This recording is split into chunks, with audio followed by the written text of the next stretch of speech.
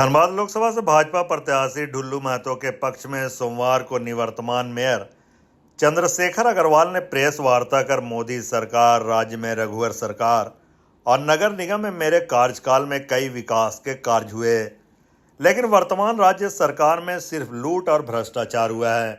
कहा कि राज्य में भाजपा के कार्यकाल में धनबाद में 8 लेन सड़क का निर्माण हुआ।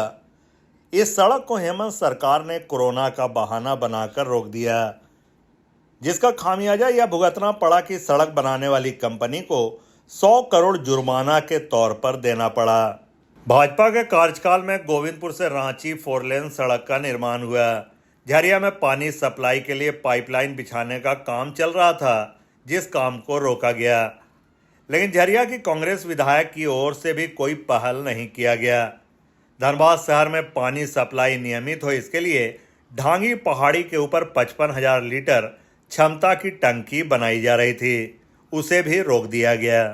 ये कहते हैं कि एजेंसियां बायस्ड होकर काम कर रही है। एजेंसियां बिल्कुल सही काम कर रही हैं, क्योंकि कोर्ट में ये 1 मिनट नहीं टिक रहा है। कोर्ट इनको लगातार इनके बेल को रिजेक्ट कर रहा है, इनकी सारी मांगों को रिजेक्ट कर रहा है। न्यायपालिका किसी के हाथ में नहीं है।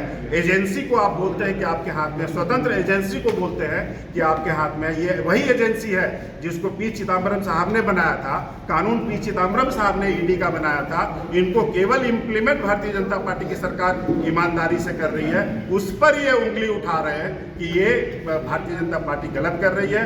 देश का पैसा देश के लिए लगना चाहिए, कभी भी भ्रष्टाचार में नहीं लगना चाहिए। इसलिए मैं आपके माध्यम से धनबाद के एक एक जन को आग्रह करता हूं कि जिस तरह के विकास का इन्होंने गला घोटा है, ऐसे लोगों को वोट के माध्यम से माकूल जवाब देने का काम है।